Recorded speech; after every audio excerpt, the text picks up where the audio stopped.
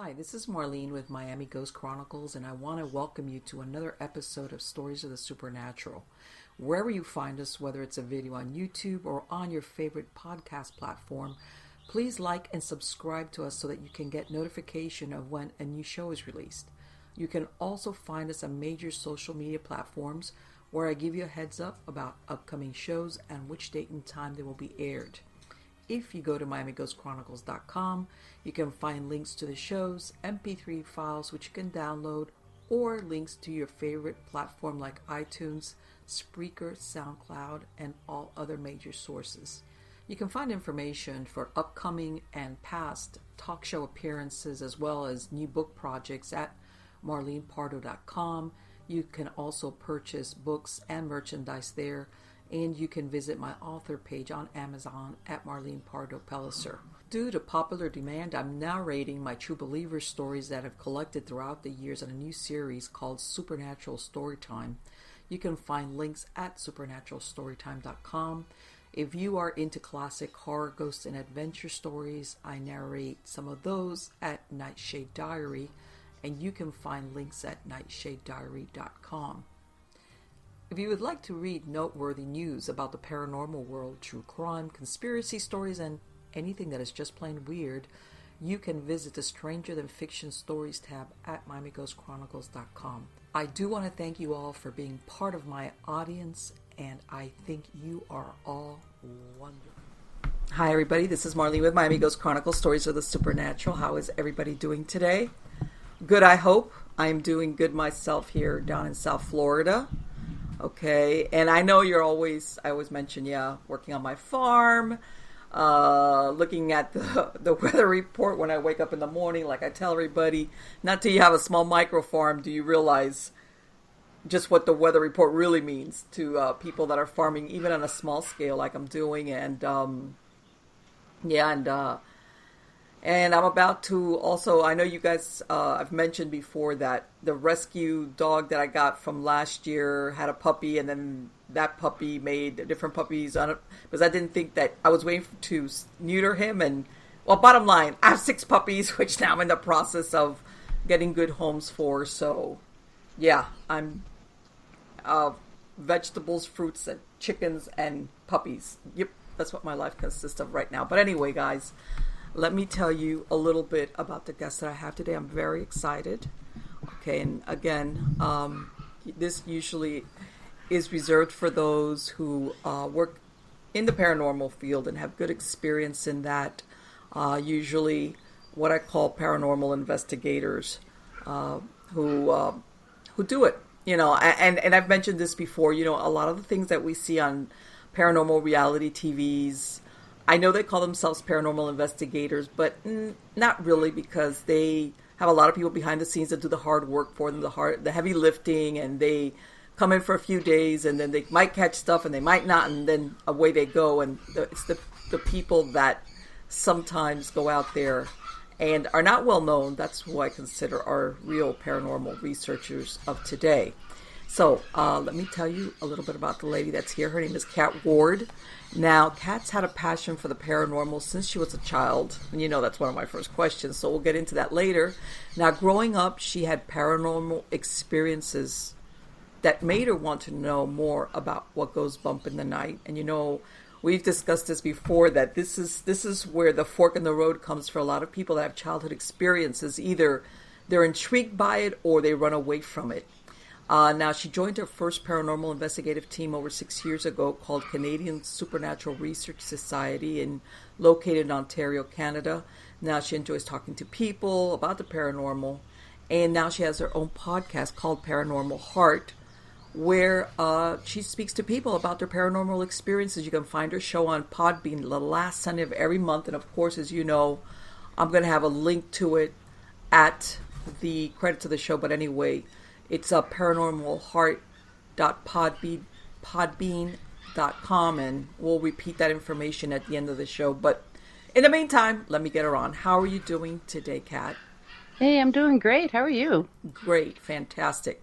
So, as I mentioned before, but even though you gave us a clue right off the get-go when we talked about your childhood, Mm-hmm. obviously you had a childhood experience. What happened, Kat? What was that experience? Well, first of all, thank you so much for having me on here. I'm really, really excited to be No, here. thank you. No, it's my pleasure. Thank you. Yeah, when I was between the ages of about 5 and 12 or 13, I grew up, I'm Canadian, I grew up on the east coast of Canada in a province called New Brunswick. And the town that we lived in, Dieppe, my parents and I lived in a three-story apartment building. We lived on the top floor. Very, very old building. And like I said, we lived there between the ages of 5 and 12 or 13. And that building was so old that in the basement, there used to be a furnace. It was a coal furnace. That's how they used to heat the building. Yeah. And then they changed it over to electric heat, several years later. But that gives you an indication of how old the building was. Okay. And the building was always a very creepy feeling. Even my friends, when they'd come over, they'd say, this is a creepy house, apartment. And it's like, yeah, I know. And I always thought the creepiest part of the building was my bedroom. Of course, it had to be. Yeah. So as soon as you walk into the apartment, that section of the apartment building had the living room and then my parents' room. And you'd move to the left, it would be the dining room, as well as the washroom, and then the kitchen, and then my room. So my room was way at the other end compared to where my parents' room was. I have no siblings. It's just myself and my parents. Okay. And like I said, always creepy. And I had a big walk-in closet. And I don't remember how old I was or how many times I've seen him, but I saw the Hat Man. You did? Mm-hmm. Oh. But he was short. He was about 4 feet tall. Oh. And yeah, scared the bejesus out of me. And I would scream for my parent. I'd say, "There's a man in my closet, a man in my closet." And he'd be walking around my room like he was working or doing something. He never really paid attention to me, and I was really thankful for that. I don't know if he knew I was there or what, but I would have those covers up, right below my eyes, just, please don't see me, don't make any sounds. Yes. And even now, my dad says, I remember you growing up in that apartment building, and you used to talk about the man in the closet. Now, there's this one funny incident. I don't remember if it was day or night, but my father and I are standing in the walk-in closet, and he's trying to rest assured nothing's here. You're fine. You're dreaming. And he'd say, kid, there's nothing here at night that isn't here in the daytime. Oh, okay. Me being me, I looked at him with big eyes and said, he's here in the daytime too. I was about to say that's not comforting to a kid. Yeah. And he tells me today that, I kind of regret asking you that question. It's supposed to help you, not scare you. And I was afraid of the daylight for the longest time, in my room in the daytime as well. So, but there was one night, this only happened the one time. There was one time my arm was hurting and I screamed for my parents. And of course they came running. And I said, my arm hurts. So they turned the light on and they looked at my arm and I had scratches on my arm. Now, I don't remember how many scratches are on there. I just remember there was a burning feeling on my arm and on the forearm. And I don't know. That never happened again. Okay. So my parents, it got to the point where, every night would be the same ritual. Would look under the bed, would check the closet, nothing here. But I would see him for many years. And even as an adult, I never really spoke about him very much because the kids would always think that I was weird, the girl that likes ghosts. Well, now I'm still the girl that likes ghosts. But I never really talked about it for the longest time. And one night I was listening to a podcast. I can't remember how many years ago now. I want to say 5 years ago. Okay. What was the name of the show? Paratruth Radio. Okay. And the guests that they had on there they were talking about a Hat Man. Now I never really heard about this in this creature, specter, whatever you want to call it, before. Right. And he started describing it, and he says it wasn't tall. He was short, 4 feet tall. And I thought, someone else has seen this thing. And now this Hat Man was always haunted my memories. Not to the point where I was afraid, but I always wondered, who is he? What is he? Why was he there? Has anyone else seen him? So when I heard this encounter on another paranormal talk show, I thought, oh, wow. So I messaged the host of the show and said, hey, I've also encountered the Hat Man. So he says, I'm going to send you a link. So he sends me this link to a YouTube channel. Okay. And this man, he also had an encounter as a boy. He tried to reenact what the Hat Man looked like from what he remembered as a boy. That video scared the crap out of me because I said to myself, oh my God, that's exactly what I saw. I can send you the link if I can find the footage. That would be great. I would love to see that. Oh yeah, it just terrified me for, just all those childhood memories and feelings came back. Well, you know what? And it's surprising because a lot of people, like you said, they're kind of isolated thinking that they're the only ones that have had this experience. Right. And it's good to know somebody else had it, but at the same time, it's like reinforces almost, for lack of a better word, the reality of your experience. Like, oh my God, this is not even imagination. This is something that really happened to me. Now, I've looked a little bit into the Hat Man, and apparently he's usually very tall and skinny. Yeah. Mine was short, and apparently there were encounters with the shorter version as well. Not as much as the tall one. And I spoke to a psychic medium a few years ago, and I said, hey, I used to see this thing when I was a kid, described it to her, and I said, what do you think it was? And she said, he was there to protect you. And I'm like, protect me? So then I started thinking that time that I was scratched, I wonder if he was there, like, because it only happened the one time. Because at first I thought maybe it was him that did it. But now that I think back, it's like perhaps he was there to protect me, and that's what he was doing. What kind of hat was he wearing, Kat? What kind of hat? The big brimmed hat. I can't remember what they're called. Not a top hat. And the reason why I ask is that I know everybody's got. I've heard people saying they've seen cowboy hats. Other people have heard like the top hat. Other people like the hooded, the hooded figure. Yeah. And I was thinking, I wonder, since you said that building was so old, is it possible that your room being apart could have at some point maybe been like a servant's room thing or something like that? Because the building, it's at 3 stories, and each story had an apartment, so there's 3 families. So it wasn't a very big apartment building complex. It was just, 3 families living in the building. Okay. So I don't know.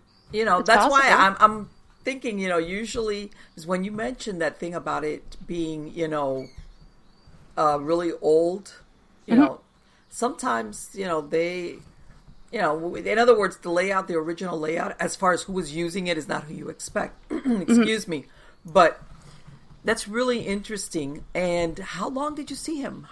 Was there a point that he just stopped appearing, or you guys moved out? He stopped when we moved out. Wow. Yeah. I never saw him again, thankfully. And the apartment building's not there anymore. Now I live in Ontario in Canada. Okay. And I always wanted to be able to go back and potentially ask anyone else who's lived in the building, hey, because there was another family after we moved out that lived there. Okay. And then they tore it down. But I always wondered, did they encounter anything as well? Wouldn't you love to be able to speak to those people? I would. I'd like to know more of the history of the building. I've been trying to find out over the years, and I just can't find anything. I might have to actually go home sometime and go to the local library and ask if there's any information on it. Yeah, because if they had that furnace all the way in the basement, like you said, it sounds like it was a pretty old building. Or, you know, as far as the original. And was it always an apartment building, or was it, how they would take houses and then divvy them up to make apartments? Or had it always been an apartment building, or you don't know at this point? I don't know. Okay. I'm assuming it was always an apartment building, but I don't know. Right. And you know what I'm talking about, how some of these really big houses, at some point, they just make them into apartments because, somebody's trying to make a lot of money out of, instead of renting a big house. So here you are. You move away. You don't see him anymore. No. What happened? Any other encounters? Yeah, still living in the same town. I was a teenager, and there's this place in the Moncton area called Rebecca's Grave. And, all teenagers go there, in carloads. Some of them drink, pretty much every location has a spot like that. Yes. So when we heard about this, we got a bunch of friends. I think we had like 2 carloads. Now, the backstory on Rebecca was she was a witch, her and her mother. Okay. And when they died, they buried her and put concrete on top of their graves to make sure that they can't come back. So we had to go check this out. And then we heard there was cabin, because it was a wooded area, quite a few feet away from the actual grave. There was nobody else buried there. It wasn't like a big cemetery or anything. It was just these two. And they say that their old cabin was still in the woods, abandoned, obviously. So a bunch of us, 2 carloads, we go up. We have to check it out. Sure enough, there's the concrete, there's the graves. Wow. And it was kind of a winding road.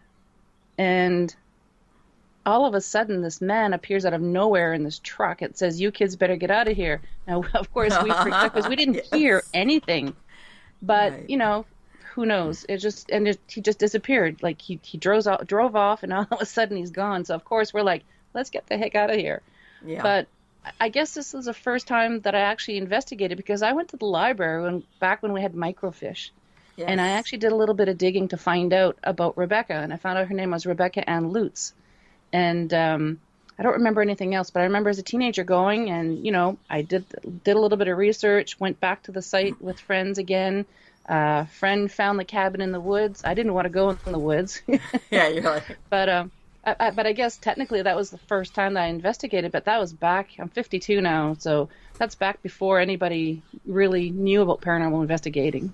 Right. And, and in my experience, the research, it's almost like, you want to know the truth. And sometimes you realize, especially those type of, like urban myths kind of thing where all the kids go to, when you start doing the research, sometimes it goes nowhere.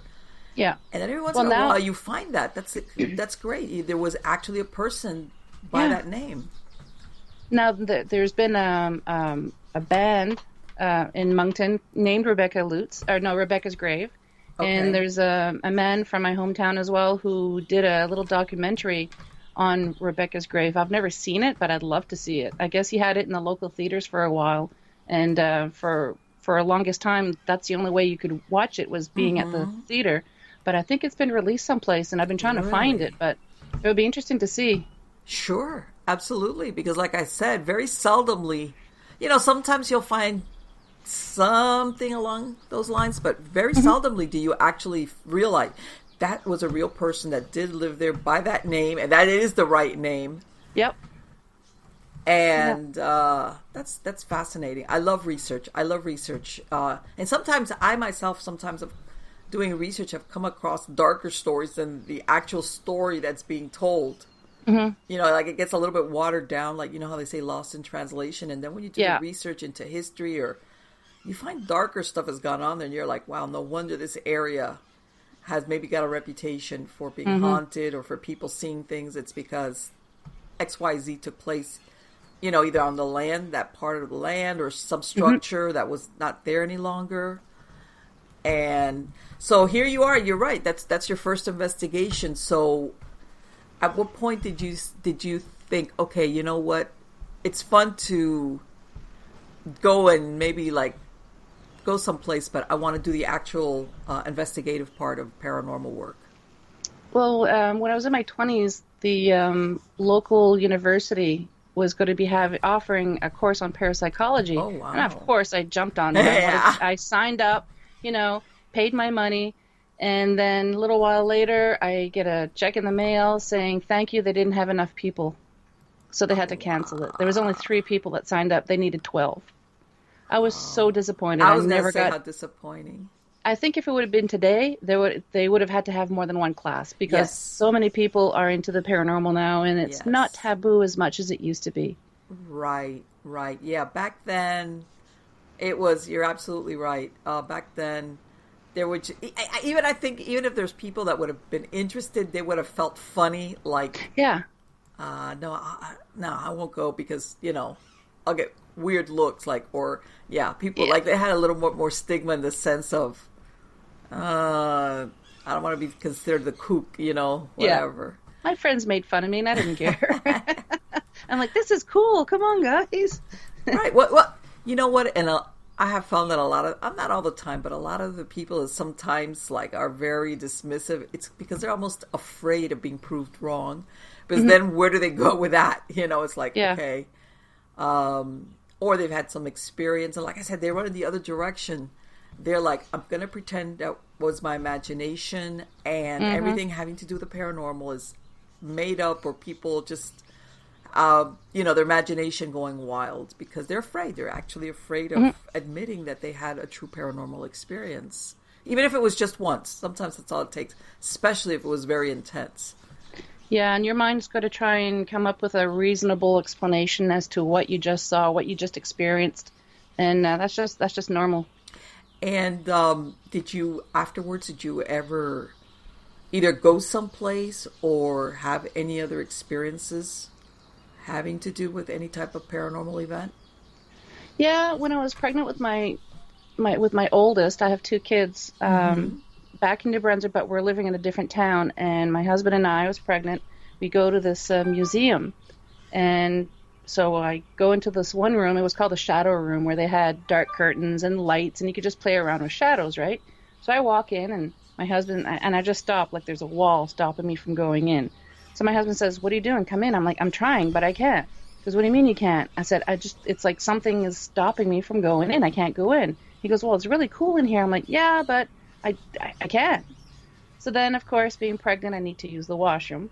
So I said, "Okay, I'll be right back. Got to go to the washroom." As soon as I walked in, closed the door, and I felt this sorrow like I've never felt in my entire life. I felt like everything was lost. There's no hope. Wow.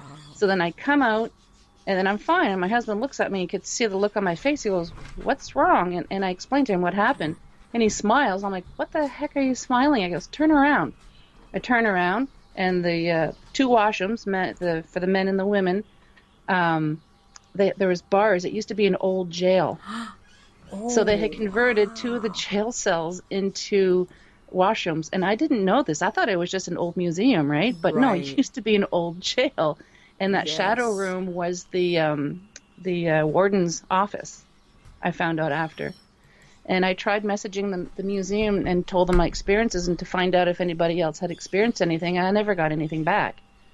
I was really disappointed over that. But no, the feeling, oh, yeah. And it's, that's incredible. Yeah, as soon as I walked out, I was fine.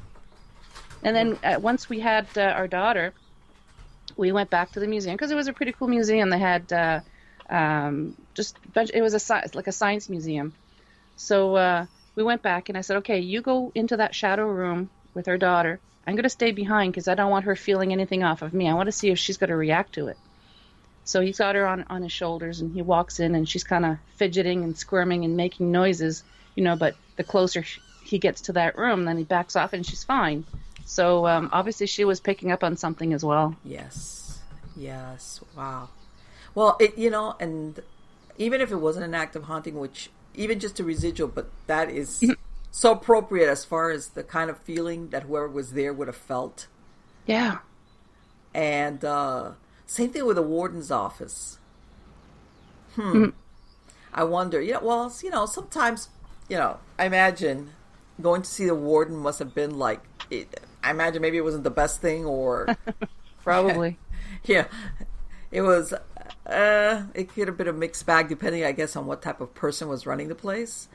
But absolutely. Yeah, no, I've been to some prisons, which obviously, afterwards they've been, they're already closed down. And let me tell you, the feeling that you get off of certain areas or certain cells, it's very... You can almost feel it. Like when you step into a room that's got a different temperature, whether it's hot or cold, that you physically feel a different feel. Yep. I've had that experience, and it's like, wow. And then, you look around, and it's like, do I have a vent blowing on me? No. What is it? And I've even had the experience where the lighting goes dimmer, even though there's no lighting difference, in other words. Yep. But there's the light almost like dims down a little bit. And that people don't realize how human emotion can like weave itself into the fabric, well, not, actually, but the metaphysical fabric of a place, especially like if you think about a prisoner cell where you're in there so many hours and all you've got is time to think and feel and, yeah. It's almost like the intense emotions were recorded into the walls and the floors and, Yes, absolutely. And so at some point, it sounds what you finally decided to go and join a paranormal team, or how did you find yourself doing that? Yeah, well, we moved to the Ottawa Valley in Ontario, and I had a friend on Facebook message me and said, "Hey, there's this woman that I just saw post saying that she wants to start a paranormal team, and she's looking for people to join the team, and they're going to have a meet and greet, at the local coffee shop. And I know you're into that, so why don't you give her a shout?" So I said, "Sure, what's her name?" Her name's Katie Turner. It's like, okay. So I messaged her and I said, "Hey, I said, I'm interested in joining." So we had a big meet and greet. My husband's like, "Are you kidding me? You're going to go meet them?" I said, yeah. He goes, "What if they're a bunch of wingnuts?" I'm like, "Well, then I'll say thank you very much for the coffee. Yeah. It's nice to meet you, I'll leave." He says, "Okay, fair enough." So met them. They were a bunch of wingnuts, but I like them. Yes, harmless ones, Yeah. Like.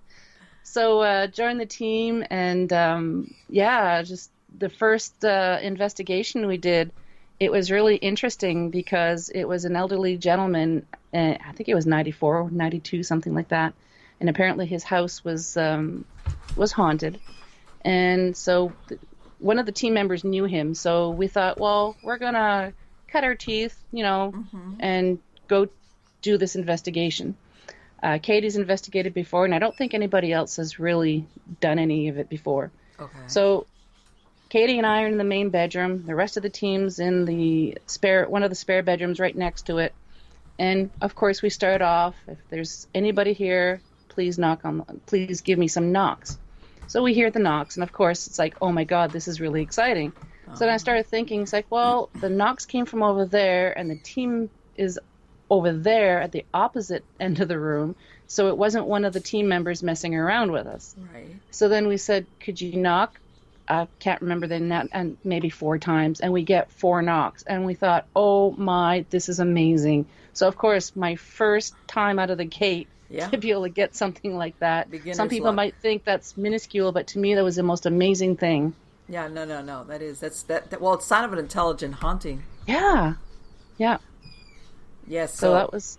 And did you guys ever find? Did he have any suspicions as homeowners as to who it was, or? I don't remember. And that's unusual. Yeah. Usually, older people there at that point, they don't really care. You know what I'm saying? They're like, oh, whatever. It's haunted. Yeah. In other words, they're like, unless I'm sorry. Go ahead. He was there with. Sorry, go ahead. No. You were saying that he was there. What? Oh, he was there with us with his little walker, and we gave him a little EMF detector, and we made him an honorary, member of the team, and he was loving this. He'd walk through the house, and it was pretty neat. And what did he do you remember at all what was going on that he had decided at that point that he needed to get a paranormal team in there? I don't really remember.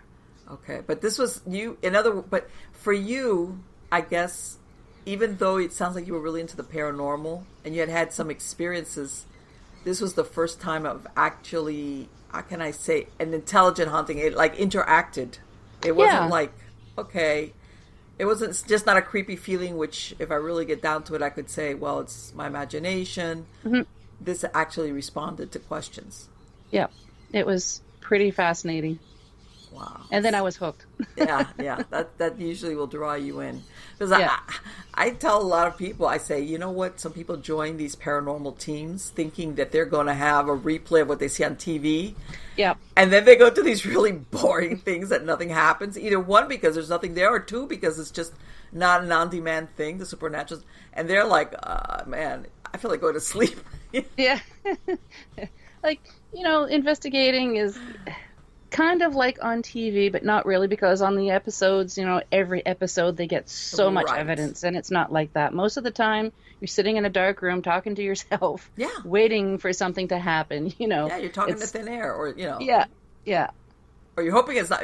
But yeah, it's like, or it takes more time. It is much more subtle. Sometimes I want to say also, depending on what if it's intelligent, if it's residual. Sometimes if it's residual, sometimes it'll happen and then it'll disappear for months and then come back. It's really weird.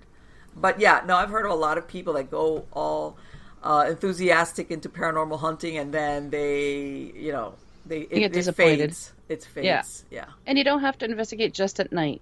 Oh, of course not.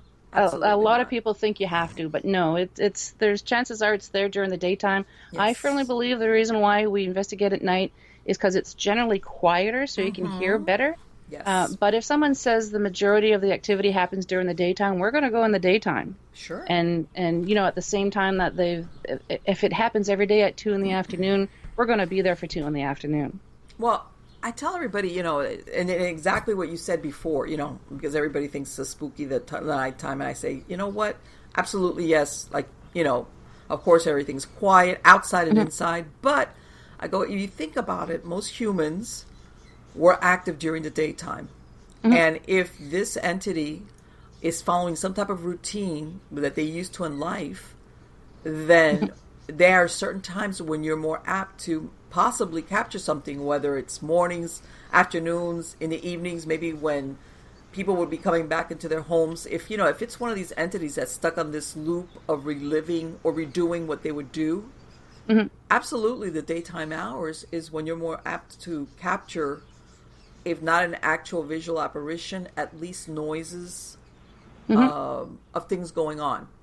Sometimes it's more difficult, I guess, like you said, if you've got other noises that you could say, well, let's say if you're trying to capture something and you can't because it's contaminated from outside noises. But yeah, I agree with you. People don't realize most people were active during the daytime overall for everything, whether it was work, even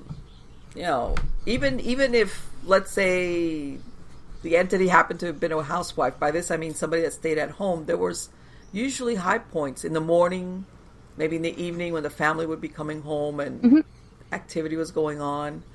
A lot of it also depends on the background of where you're at or what's, if you know any history at all. Yeah. And so what, like you said, here you are, you're hooked.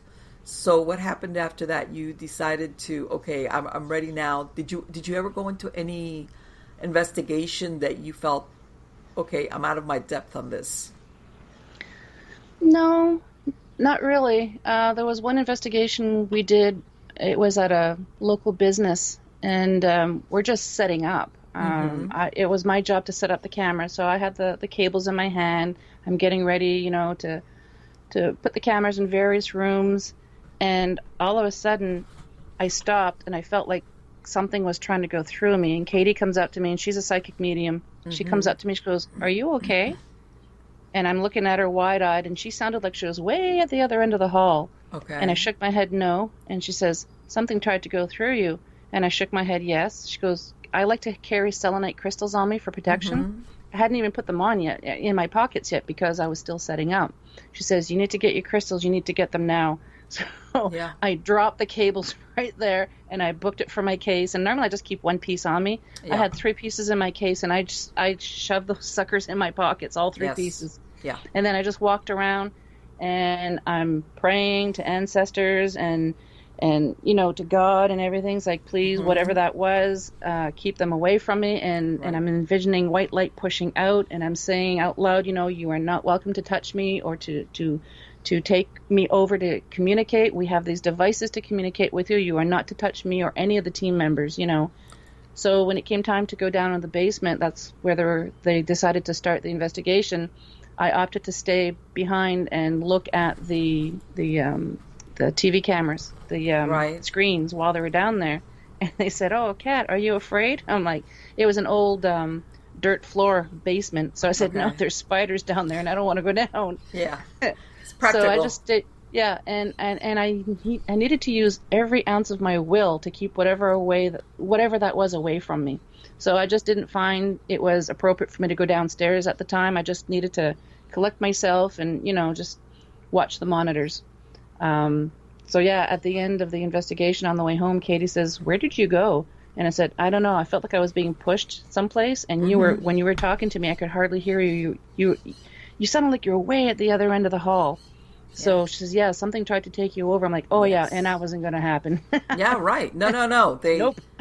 And probably whoever that was like before. In other words, almost like you were distracted. Because, here you are, you're setting up. So it was like an easy mark. Mm-hmm.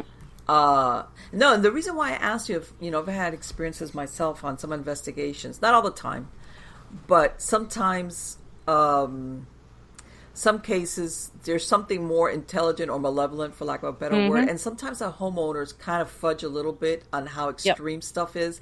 And almost, for lack of a better word, the investigators get ambushed in the sense that they're prepared, but not really prepared.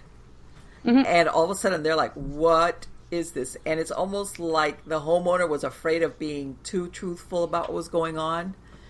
Because they're thinking, nobody's going to want to come out here and lend us a hand because, it's intense.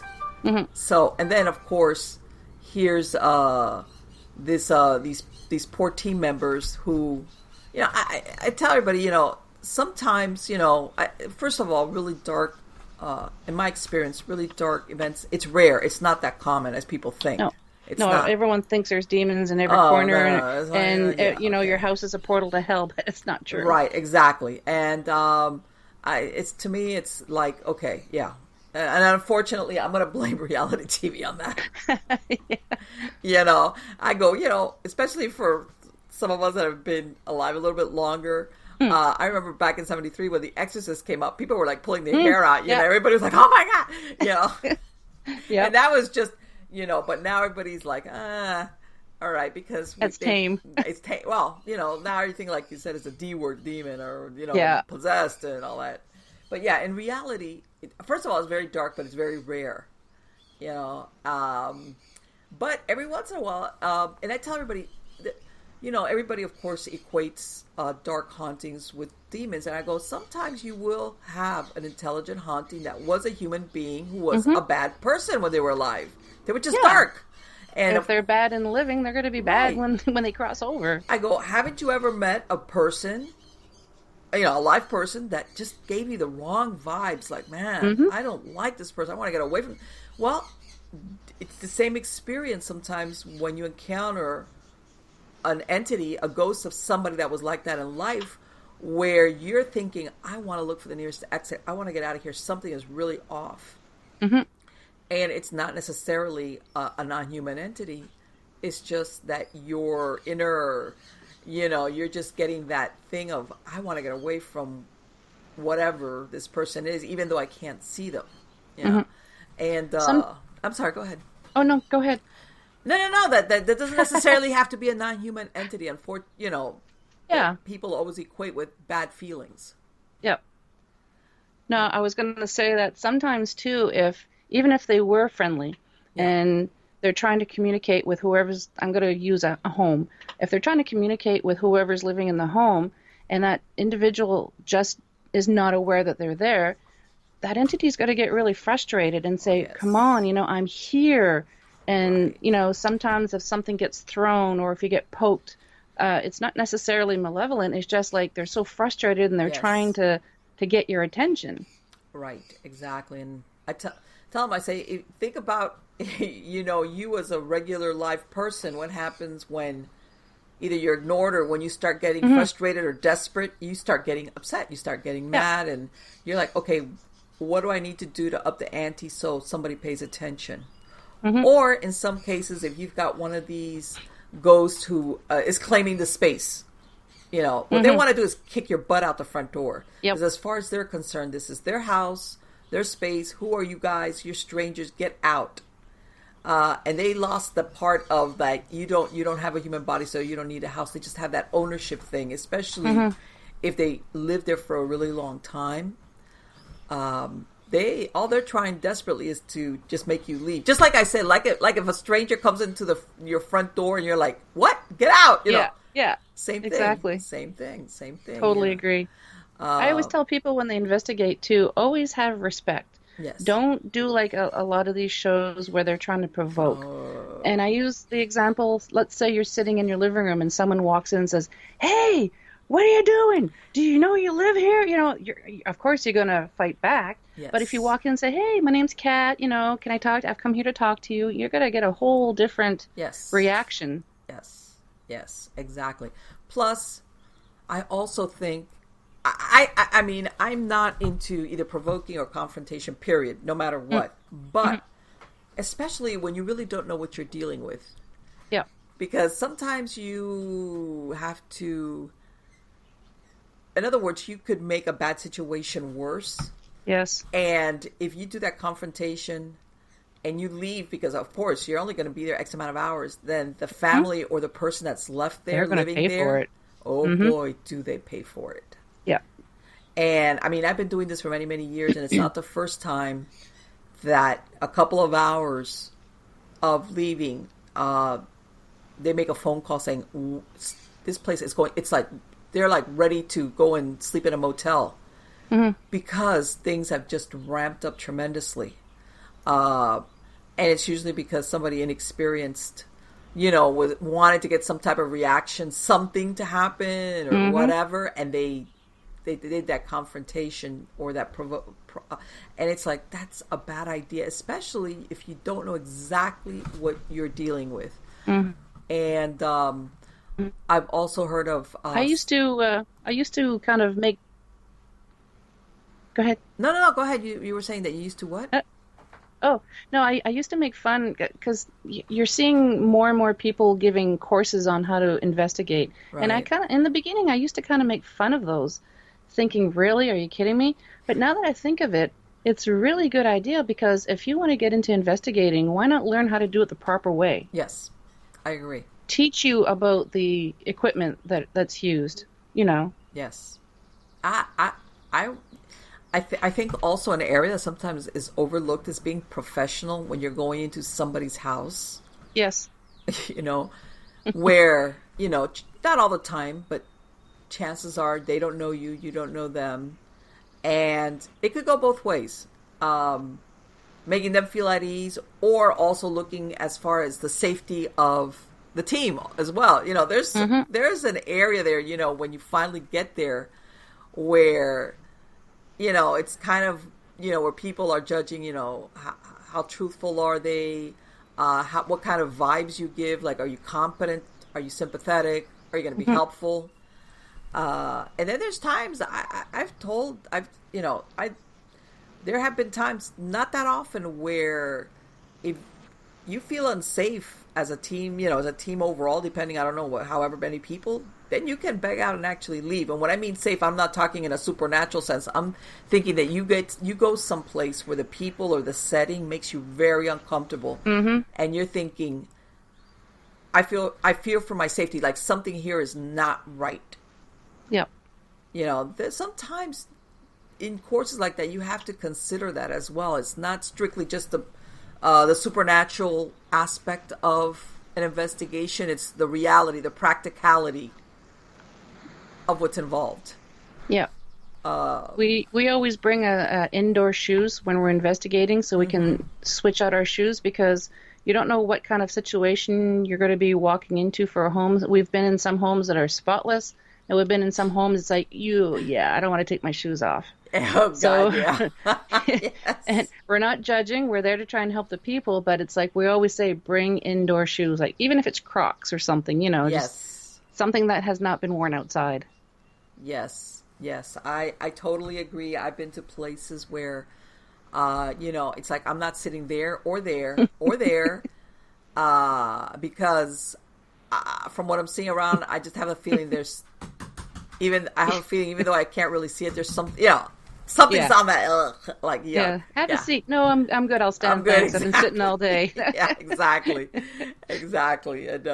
And people don't realize that stuff we laugh about it, but people don't realize that can really happen when you go to an investigation, that you come across stuff where you're like, okay, I'm here thinking of how am I going to investigate the claims that these people have, but right now, really what I'm worried about is what, something just crunched under my foot. Was that a bug? Was that, stuff like that. What was that? What was that? Exactly.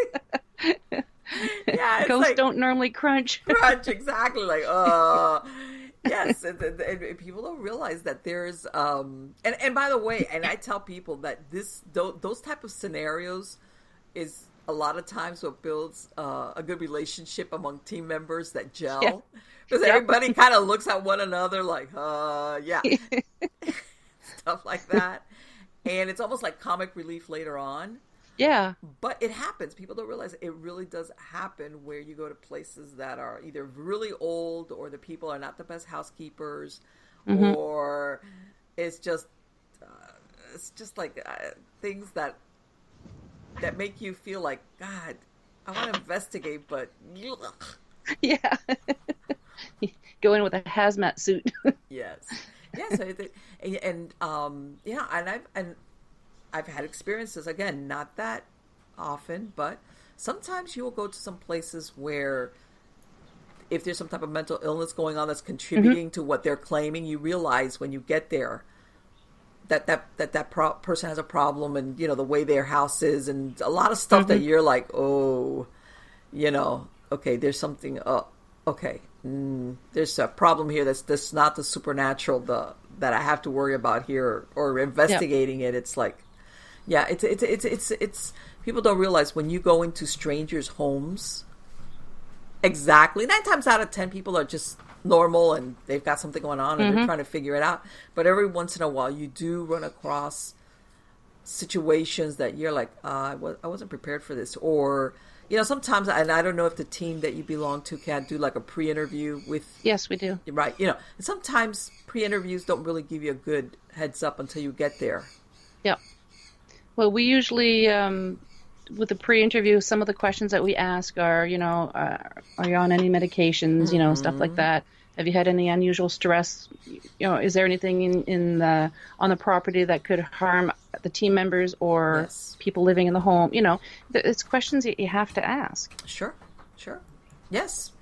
And then this is the thing nowadays, unless you're a very, I want to say, unprofessional, those people, they're going to have to answer those questions to just about any paranormal team that they call in for help. Yep. And and I mean, and sometimes, and that's another giveaway that I don't know if you've run across this situation. I say, one of the questions is usually, have you had anybody else come into the house to do an investigation? Yep, we do. And if you start getting an answer along the lines of several investigations, you have to ask yourself, okay, what's going on there? Because, okay, not every team that's gone out there is going to be a bad team, in other words. Yeah. I kind of look at it as if the client has had other teams in before, maybe they didn't get the results that they were hoping for, and they're going to call in another team in hopes that they're going to say, yes, it's demons. Yes, it's demons, or it's dark, or it's this, or it's that, or for all you know, they could have gotten more than one result, as in, no, there's nothing here. We can't, we don't, or, hey, I think you've got a broken, something, it might be anything but supernatural, in other words. And sometimes. Yeah, high EMF from, an old lamp or something. Yeah. Bad wiring. Yeah. I mean, it could, people don't realize, I mean, you could start all the way from your electric box out to, I mean, EMF, high EMFs can cause a lot of very unusual but really bad symptoms that people that are experiencing a haunting. Depends. Every person's different. It depends on the level of EMFs and etc. But absolutely. But yeah, a lot of times people don't want to hear that, or they'll think, no, I know, and it's like, yeah, right, EMFs affect your brain. Yeah. But there's infrasound as well that can have really nasty effects on the human body. Yes. And let me ask you, and sometimes it's, I tell everybody, even though with a pre-interview, usually, and I would handle a lot of those, but there was a point that, you kind of talk sometimes to each member that's had an experience. I would tell them your best bet is to go away out of true earshot from the rest of the family.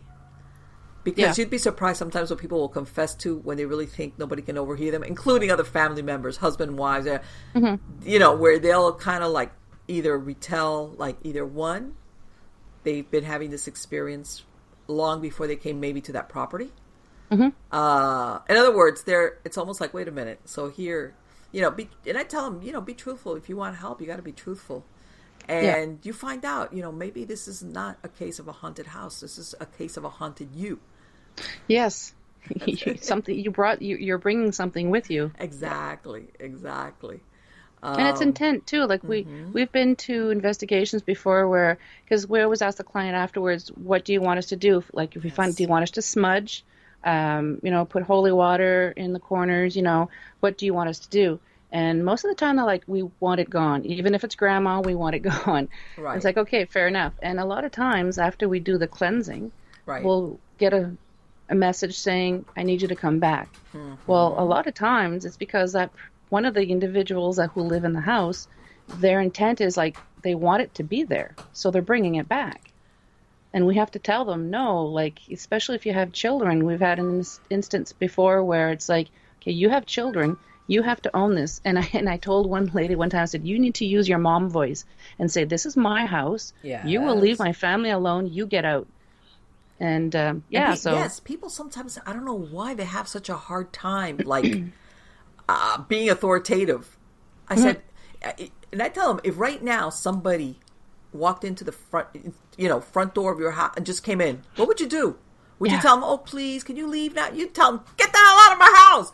I go, yeah, you need to take ownership of your space just the same way. mm-hmm, Um, and tell whoever, whatever, to get out. yep, That typical thing that they have in all scary movies about get out. Well, it's your yeah, turn. It's the it's other way true. around. You're telling them get out. Yeah, yeah.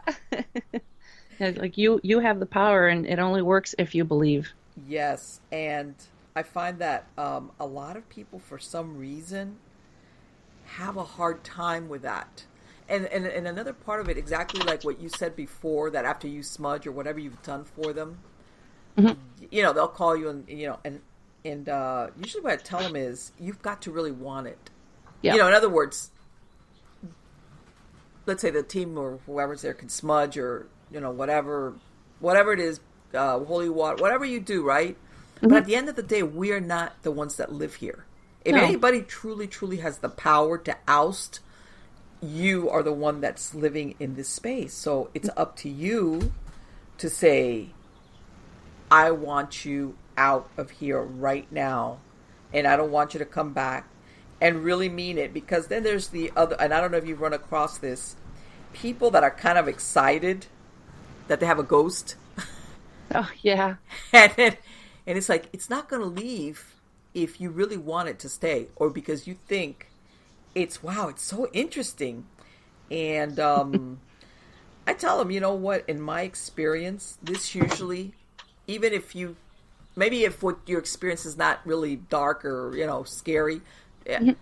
usually down the road, it might be months, it might even be years, something's going to happen where it's going to go south on you. Mhm. Okay? You're not going to be happy with the results. I tell them that all the time.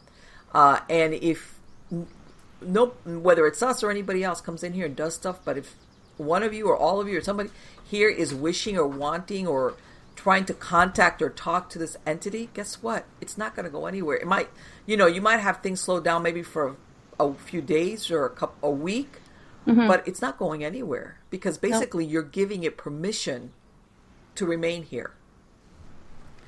And that's why I found that a lot of people, when they do that, hey, I need you to come back thing, it's more along the lines of, you know what,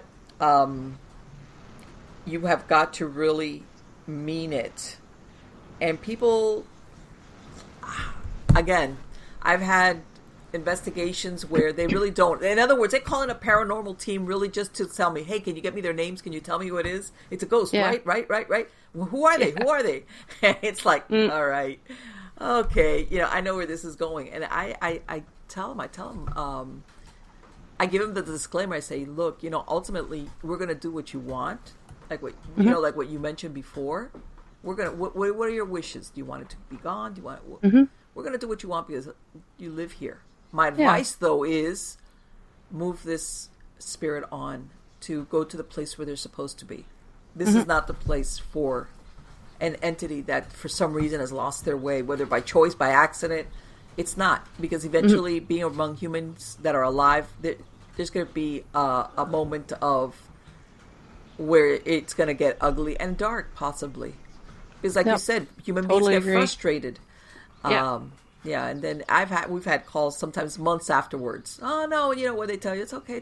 Well, and then sure enough, maybe a few months, maybe a year, sometimes a little bit, they get in touch with you, and what if they move out, or they call you and say, well, what, things have ramped up, now this is happening, and now we're seeing this or that, and it's like, oh, okay, that's because I'm not that. I know some investigators are very, what's the word I'm looking for? They're much more open about, well, if it's not dark and nobody's getting hurt, then it's okay. And I'm like, I'm not in that. I think, if you really want to, how can I say, get rid of the problem before it gets worse. Like termites or like bug infestation. Get rid of it while you can. And this is a human soul, by the way. This is one of the things I stress to people that get all excited about the ghost thing, especially if it's. And we're talking here an intelligent haunting, not a residual. Residual is like there's nothing really there. I said, look, do you realize that this is a human soul who either because of habit, confusion, fear, they're trapped in a plane where this is meant only for people with human body, with a living body. Can you imagine what that's like? Do you really, would you like that? Or if it's a loved one, would you really want that? Or wouldn't you want them to move on to a place where they're supposed to be, not here, wanting to be or do things that they can't anymore? Yeah. And gotta be so frustrating. Absolutely. Of course it is. And I ask all my guests, but I want to ask you, have you ever had anything ever follow you home? Yes, not from an investigation. I worked at a hotel once where we had a little girl there, and we just named her Mary. And she came home one time with me, and my son and I are sitting in the living room. My daughter's in the kitchen, and she kept saying, what? And my son and I are looking at each other, and we're like, what are you talking about? She says, you keep calling my name. I'm like, no. So she was picking up on it. The little girl wanted to hang out with her, right? Okay. Or one time, we had a pretty long kitchen. My daughter and I were cooking, and she says, would you stop flicking my bra strap?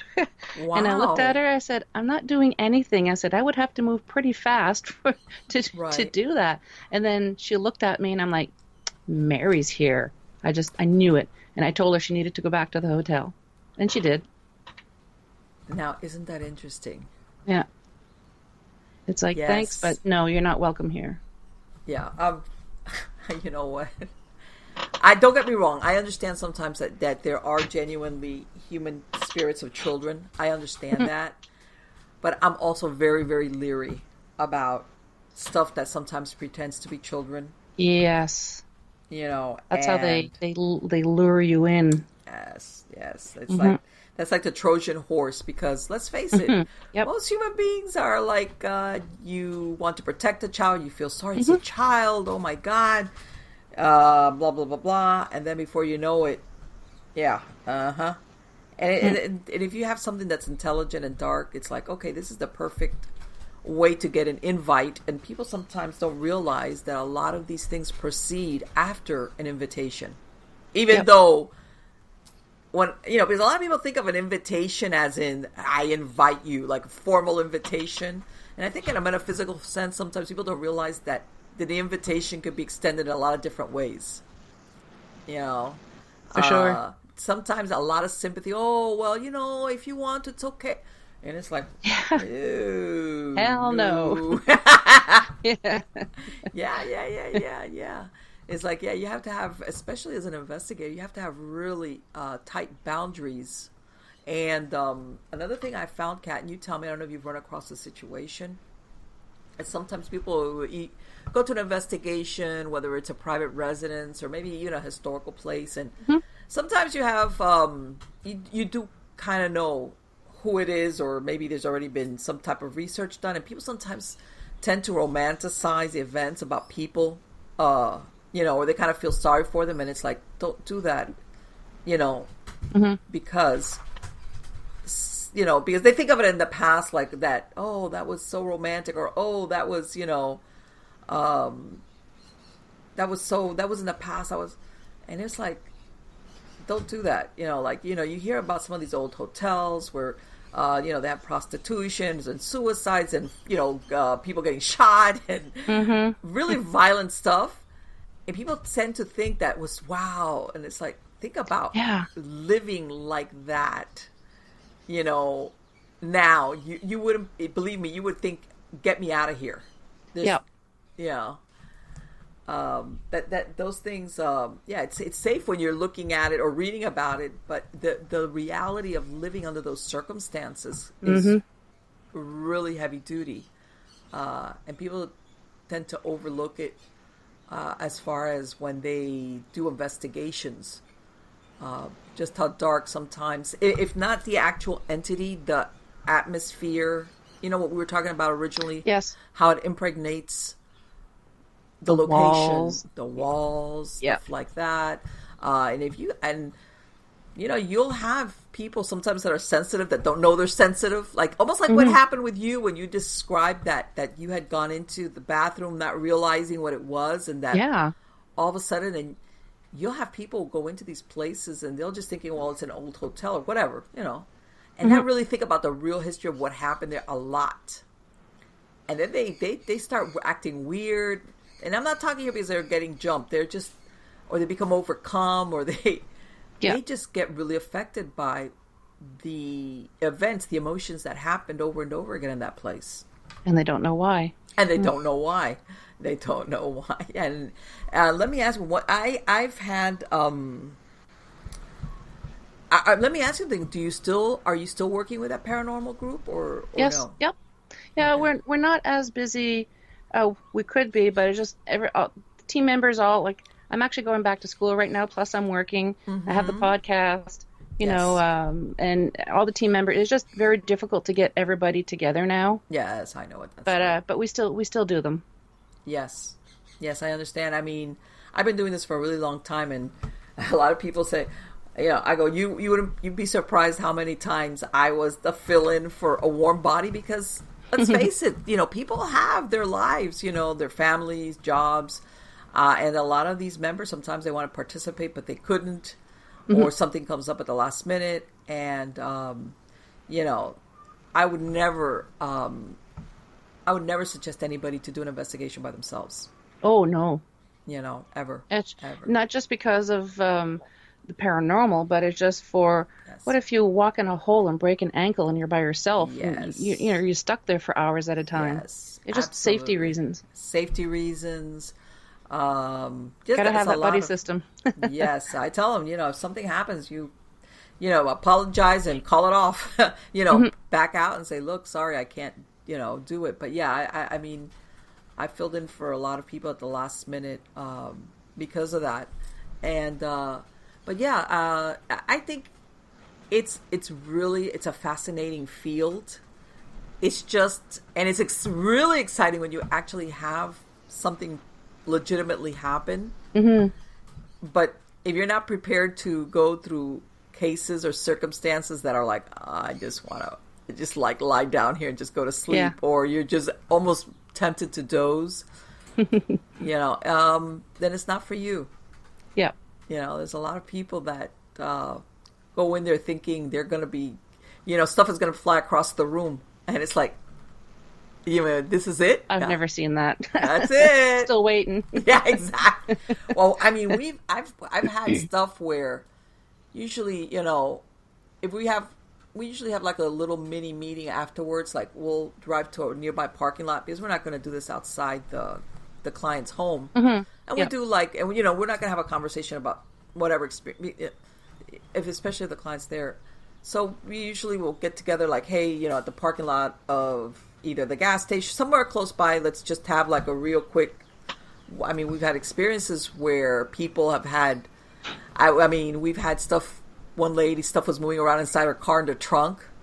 Oh, wow. There was another time that we were, and it was like kind of late. It was around like, I want to say maybe after midnight, 1 a.m. And we were like in a corner gas station and the streets are deserted. I mean, it's like very quiet.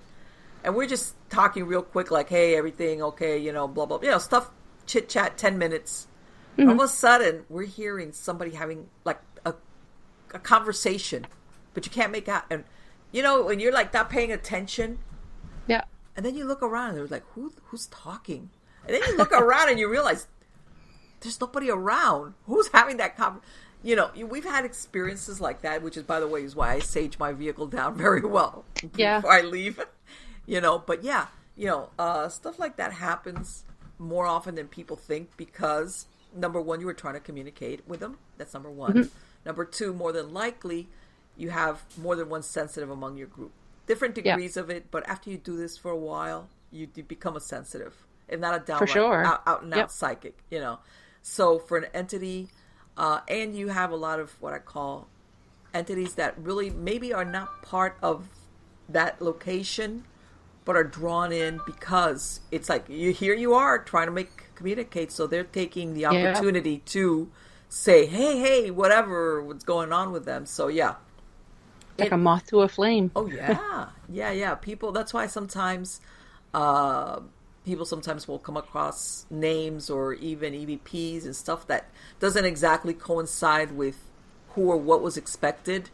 Mm-hmm. And I go, sometimes who comes across may have nothing whatsoever to do with either that family or that place. But they wanted to take the opportunity and basically muscle in. You remember that movie that Whoopi Goldberg and Patrick Swayze, Ghost? Yes. That part where, she's in there and all these different spirits are in there trying to muscle their way forward, hey, I'm going to, I want her to. And I say that, believe it or not, that's not far from the reality of entities that want to get somebody to a message or, hey, why doesn't anybody pay attention to me anymore? Yeah. So yeah, it's a very interesting field, and a lot of things. And despite in a good way, I say the paranormal reality stuff is good because it's made it more mainstream. Bad because everybody thinks everything's paranormal. Yeah. It irritates me too when I watch those shows. Well, I don't watch those shows anymore. I just have a hard time with it. But they're entertainment. Yes. But the thing that irritates me the most is when the camera's on them and they say, "Did you see that?" No, the camera was on you. or did you hear that? But then they play this real strong music. It's like, who can hear anything? All I heard was your music. Right. Did you hear that? Dun, dun, dun, dun, dun, dun. And you're like, what? Okay. Or did you see it said hatchet? It's like, well, yeah, now, of course, when they repeat whatever it is, I'm going to hear hatchet because you just told me what I'm going to hear. I usually like to ask people, what did you hear? And because I don't want to put in their mind what I heard, and then they're going to say, yeah, that's what I heard too. No, what did you hear? Exactly. But they kind of don't do that. Yeah. They kind of like tell you, did you hear that? Yeah, what? And then they mouth out like, it said, whatever. And you're like, okay. But not a good majority of the times, if there would have been no suggestion, you would have heard like, and it'd be like, I don't, but I don't know what that's saying. But yeah. Or it sounded like a sneeze to me. I don't know. Exactly. Well, Kat, I wanted to thank you so much. You have been a wonderful guest. Thank you so much. I enjoyed this. No, absolutely. I've enjoyed it tremendously. It's great to speak to another investigator. That, like I said, this field is really fun, especially when you go through the ups and downs of, investigation, the real stuff, the real investigations versus what you see on TV. And one of the things I tell people, you have to have a sense of humor about this work, because let's face it, you're talking here and you're working with dead people. If you don't have a sense of humor, forget it. Yeah. I just want to say quickly, I think the thing that fascinates me the most of the paranormal is every culture has some kind of a paranormal experience. Yes. Everyone. Yes. And it just amazes me. Yes. And it's, some of them, yes. And like you said, cultures, some of them handle it different ways. Some of them, like, you can't speak of the dead at all. You can't even mention their name because they fear that this will bring the family member, for example, back. Yep. And then others will, ancestor worship. Open arms. Yeah, ancestor worship. Yep. But overall, though, there's always, I want to say, for lack of a better word, there's always a fear of ghosts, not spirits. When I say ghost, a spirit, versus a spirit that's ascended and is maybe coming back to visit versus a ghost. Most cultures have this fear of a ghost as in a restless spirit causing problems for the living. Mm-hmm. That I see that across most cultures. They have some form of, boy, I need help, like call in whatever, whoever. Mm-hmm. And it's just too coincidental, for the skeptics out there that don't want to believe that there's anything that happens with humans after they die. Mm-hmm. I beg to differ. There's too many. There's Agreed. too long a history across different civilizations, cultures, whatever you want to call it, that coincide on the same thing. Yeah, something's going on. Oh, absolutely, something's going on. Again, Kat, thank you so much, darling. It has been wonderful. And for my podcast listeners, if you want to repeat, what is the website for your podcast show? Oh, I don't know it offhand. Paranormal. Okay, I don't have a problem. Paranormal Heart. It's you can find it on Podbean, YouTube, Stitcher. You can find me pretty much everywhere. Okay. All right. Yeah, I have it here as paranormalheart.podbean.com. But like I said, that's the main location. That's the main one. I will have a link to that actual website on the credits of the show. Thank you. All right, darling. Take care. Thank you so much. Take care, love. Bye-bye. Bye.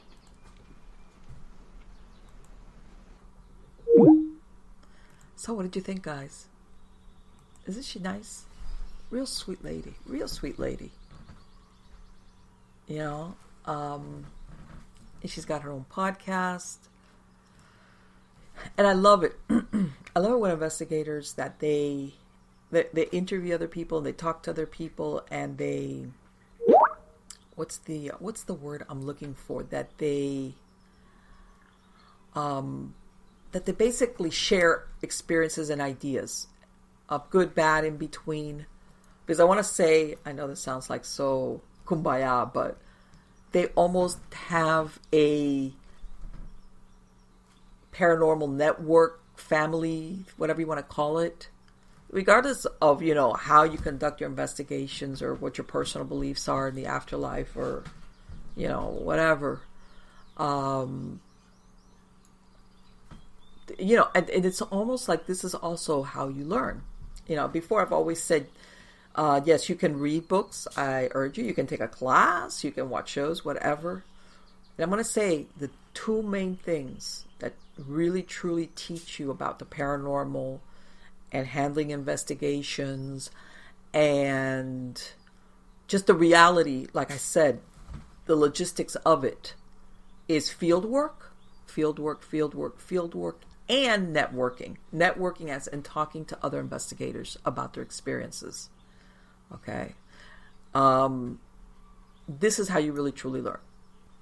Because there's a lot of people, like I said, you could read a lot of books, but there's so much. And this goes in all things in life. And I'm not talking only paranormal. There's nothing that replaces true life experience. Sometimes you're just never going to find that situation in a book. You just don't. And hopefully either you run across it or you have a team member that's had that experience, or in this case, by extension, if you don't have a big team, you have somebody that says, you know what, I went on a case and this is what happened and this is what we did. Or don't do that because look what happened to us after we did that. Or I did that. And hopefully you're the kind of person that learns from, hey, you know what, I've used that innumerable times with people that I've said, I'm not going to do that because I remember this person telling me that this occurred. And you know what, or that this is how they handled it. So guess let me think about this a minute. In other words, you don't need a 2x4 to hit you across the head to go, oh, well, that's how you do that. And I'm going to stress this again. A lot of people that get into this work are always just thinking about the equipment. Oh, do I have this camera? Do I have that equipment? Do I have this detector? That's great. The camera, that's great. But there's a lot of stuff that goes into paranormal work that one, you have to be fast on your feet. And I'm going to tell you why. You go to a place, unsafe neighborhood, something about where you're at, or unsafe structure that you have to really think about, what am I going to do? How am I going to handle it? Something unexpected. You know, what if you go to a place and there's people there that you feel, this is not good, or just a lot of things can happen that you have to, in other words, okay, it's like, what do I do now? Yeah, I planned it. I've got all my equipment packed very neatly and, you know, whatever, but now what do I do?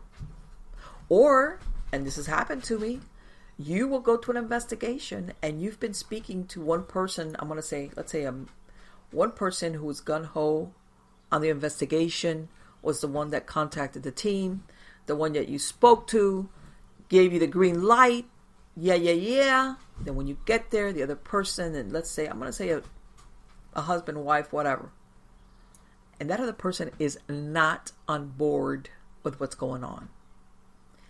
Okay? Either they don't believe it, or they do believe it, but they just don't want anybody there. They just don't want anybody in their house. They don't want to explore it. In other words, for lack of a better word, sometimes it's the fear of making it even more real if they have a paranormal team tramping through their house, because that's the way they see it. And then we'll actually give them proof that this other person that they're aware is actually, that there is something going on. So sometimes, I don't want to say hostile is the word, but you're not made to feel exactly welcome. Okay, that happens. You know, so these are things, practical things that you need to know how to handle when you're there. And that's why I mean fast on your feet, like, okay, I've got all my things that I need to be prepared, but now I just pulled in and I got off and I'm being introduced. I met the person that my main contact person, and they're like, oh, and then you speak to the other person in the house, or maybe the other adult, and they're giving you the stink eye, and you're like, what is up with this? Why is this person like looking so unhappy? And then later on, somehow or other, it comes out, this other person really doesn't want you there, doesn't believe it, just doesn't want the team, blah, blah, blah. They're very uncooperative. That really puts you in an uncomfortable position. And you could say, well, then, you know what, and then I'll just leave. Well, yeah, you could. I mean, if it's really excessive and you think that, but what if you've driven a distance? What if your team members have driven a distance to go to this investigation? To tell everybody, let's turn around and let's just go back home. That happens. That happens. You know, I've had situations also where we've pulled up and sometimes it's 2 or 3 cars. Like I said, we don't like none of that van or something with the insignia. Like most people don't want their neighbors to know that, you know, that they've got this going on. Whatever. Let's say 2 cars, maybe 3, depends, pull up. And you've got the nosy neighbor who wants to know what's going on. And some of them will come out and ask you, hey, who are you guys? Or they're like being really friendly. And you're like, how do I handle this thing with this person? Because sometimes, believe it or not, they can be a good source sometimes for information, especially if they've lived in the neighborhood for a really long time. So you don't want to like cut them off at the knees, either. But at the same time, you could tell that either they're eyeing you from across the street, what's going on. If it's somebody that's really, really nosy, they might come up and go, hey, what's going on? Is everything okay? You know, the concerned neighbor act. You know, and it's like, how do I handle this without getting this person upset? But I'm not about to divulge to them that we're here to investigate a paranormal case in this house. Just think about it. You know that in some states, depending, in some jurisdictions, they have really certain laws in place concerning haunted houses and the sale of haunted houses and selling them. Okay, whether they have to disclose it outright, or you know, in some cases they don't. In some cases they have to disclose it only if they're directly asked. But what if this person that you're doing the investigation at some point says, you know what, I'm out of here. I want to sell this place and just get out of here. I just don't want to be here anymore for whatever reason. You know, so the last thing you ever really want to say is to a neighbor or anybody, yeah, we're a paranormal team and we're here investigating claims of paranormal activity in this house. You can't do that. You know, it's confidentiality. And I've had that. I have had that. I've had neighbors like act concerned, like, oh, is everything okay? It was, you know, like in your eye, and you're trying to figure out what's in that case you're bringing down, like what's going on, you know, or they're across the street and they're watering their lawn, but they're like sizing up everything and everybody that's going on. You see? So, I mean, there's a lot of practical aspects in investigations where you have to know how to handle them. And this is how you learn. Field and networking. Speaking like we were to Kat about different situations. And what's, you know, what happens when certain things happen. So again, guys, I want to thank you so much for being part of my audience. As you know, you can go to MiamiGhostChronicles.com for links to either the shows, the podcasts. I also have links to all of my books. If you want to submit your story, whatever the case might be, your go-to place is going to be MiamiGhostChronicles.com. And that, of course, has links to the True Believers, True Stories at SupernaturalStorytime.com, NightshadeDiary.com. And, you know, again, I'm always looking for good stories that either you experienced firsthand or you heard about, whatever the case might be. Just go to the Submit Your Story tab or email me at Marlene@MiamiGhostChronicles.com and we'll figure something out how you want to relate that story to me. Like I said, believe me, I don't prejudge. It could be way out there. It could have been a one-time incident. It could just be something unusual. I would love to hear it. So again, guys, thank you so much for being part of my audience. You are all wonderful, and take care. Till the next time.